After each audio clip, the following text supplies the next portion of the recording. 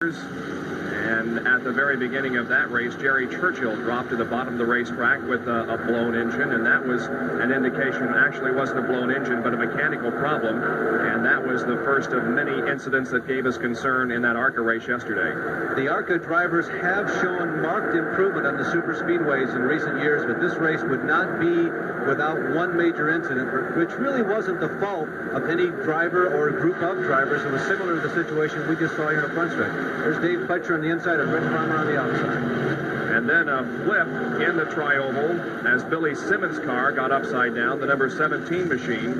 It landed in the entrance to the pit area, but fortunately Billy Simmons climbed out of that car. It was a little bit dusty. In fact, it looked sort of like a chimney sweep after that accident, but he was completely uninjured and walked away from the crash. Summer has come early to Alabama. There is Charging Charlie Glotzback. Yes, the same one who once held the Alabama International Motor Speedway one-lap track record. The white car there on the low side. Charging Charlie Glotzback has come out of Indiana, where he has been running dirt track cars the past 3 or 4 seasons, and says, gee, maybe I'd like to do this again. Has he lost anything? No.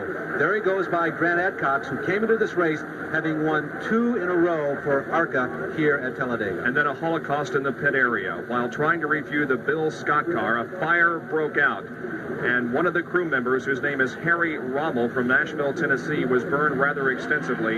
He is suffering 2nd and 3rd degree burns. 3rd degree burns on 5% of his body. He's in the University of Alabama Burn Center, Caraway Methodist Hospital, and we wish him the best. Jeff Bodine saw this occurring and came down as a former volunteer fireman. He pretty much knew what to do, gathered a fire extinguisher, and started to extinguish the flames.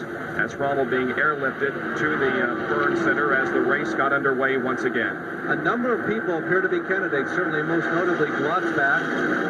Adcox was right in there. He was certainly a candidate. At this point, Glotzback had pitted before many of the other top contenders. We didn't know exactly why. Jeff Hammond told me later he was crewing that car, as a matter of fact, yesterday.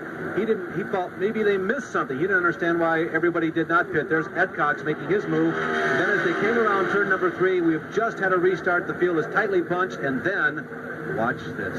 14 cars pile up, 10 of them unable to compete in the race any further. There you can see the melee down there in turn number 4. A fire breaking out of the Tracy Reed car, but it extinguishes itself quickly. But there was a lot of damaged material down there. No driver injuries, however. And then the finish, Grant Adcox was able to pull away from Charlie Glotzback in the closing stages, and Grant Adcox won his 3rd consecutive ARCA race here at Talladega, tying a record set by Davey Allison in ARCA competition and Buddy Baker in Winston Cup competition.